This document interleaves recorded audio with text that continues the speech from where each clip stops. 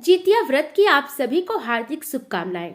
जिमुतवाहन भगवान सदा आप और आपके संतान की रक्षा करें।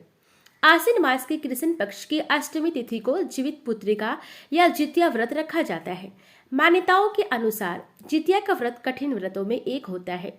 यह व्रत माताएं अपने संतान की लंबी आयु के लिए रखती हैं। जितिया व्रत निर्जला होता है। माताएं अपने बच्चों की समृद्धि और उन्नत जीवन के लिए निर्जला व्रत रखती हैं। ये व्रत नहाय खाए से शुरू होकर व्रत और पारण के बाद पूरा होता है। सप्तमी तिथि को नहाय खाए, अष्टमी तिथि को व्रत रखा जाता है और नौमी तिथि को इस व्रत का पारण किया जाता है। इस व्रत में अन्न जल का त्याग कर माताएं संतान की दीर्घ आयु, आरोग्य और सुखी जीवन की कामना के लिए व्रत रखती हैं। धर्मशास्त्रों के अनुसार जितिया व्रत के दौरान कई नियमों का पालन करना जरूरी होता है, क्योंकि इस दौरान हुई गलती से आपका व्रत निष्फल भी हो सकता है। आइए जानते हैं जितिया व्रत के नियम। जितिया व्रत से एक दिन पहले नहाय खाए किया जाता है। इस व्रत में महिलाएं छठ पूजा की तरह ही स्नान करती हैं और पूजा पाठ के बाद एक बार भोजन करती हैं। इसके बाद दूसरे दिन निर्जला व्रत रखती हैं। ऐसे में नहाय खाए के दिन भूल कर भी लहसुन, प्याज, मांसाहार या तामसिक भोजन नहीं करना चाहिए। धार्मिक मान्यता है कि यह व्रत परंपरा की तरह निभाया जाता है, यानी पहले सास इस व्रत को करती है, उसके बाद घर की बहू ये व्रत रखती है। अगर सास इस व्रत को रखने में सक्षम नहीं है तो बहू इस व्रत को रख सकती है। यदि आपने एक बार जितिया का व्रत रखा है तो इसे हर साल करना चाहिए। इस व्रत को बीच में नहीं छोड़ना चाहिए। शास्त्रों के अनुसार जितिया व्रत के दौरान ब्रह्मचर्य का पालन करना जरूरी होता है। इसके अलावा इस दिन मन, वचन और कर्म से भी शुद्ध रहना चाहिए। इस दौरान लड़ाई झगड़े और कलह कलेश से दूर रहना चाहिए। जितिया व्रत के दिन सुबह उठकर स्नान कर साफ वस्त्र धारण करें। इसके बाद व्रत रखने वाली महिलाएं प्रदोष काल में गाय के गोबर से पूजा स्थल की लिपाई करें। धार्मिक मान्यता के अनुसार इस व्रत में एक छोटा सा तालाब बनाकर पूजा की जाती है।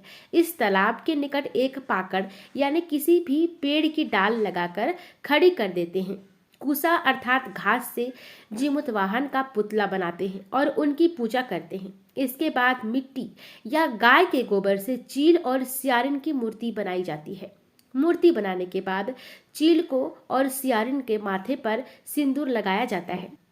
इस व्रत में भगवान जिमुतवाहन का गाय के गोबर से और चील सियारिन की पूजा का विधान है।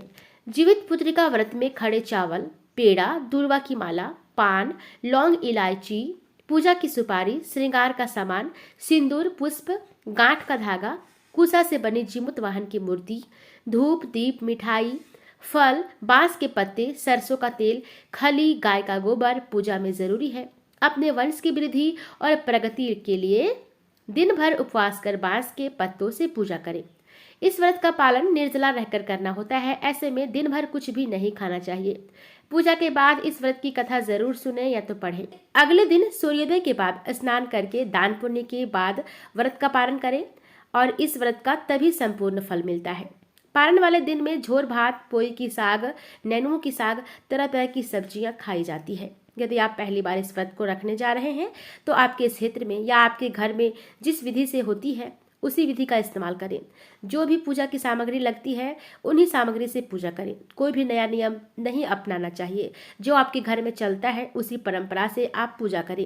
अपनी सास से या अपनी बड़ी बुजुर्गों से, किसी ऐसी महिला से पूछ ले जो इस व्रत को पहले से ही करती आ रही है। उनके सलाह के बाद ही आपको इस व्रत को प्रारंभ करना चाहिए।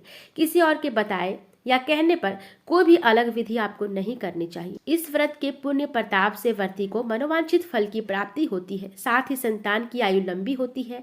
कालांतर में भगवान श्री कृष्ण ने अभिमन्यु की पत्नी उत्तरा के गर्भ में पल रहे संतान को अपना सर्वस्व पुण्य फल देकर जीवित कर दिया था। इसके लिए अभिमन्यु की पत्नी उत्तरा के पुत्र को जीवित पुत्रिका कहा गया। उस समय से हर वर्ष आश्विन माह के कृष्ण पक्ष की अष्टमी तिथि को जीवित पुत्रिका व्रत मनाया जाता है। तो दोस्तों, ये जानकारी आपको कैसी लगी? वीडियो पसंद आई तो लाइक करें और चैनल को हमारे जरूर सब्सक्राइब कर लें। धन्यवाद।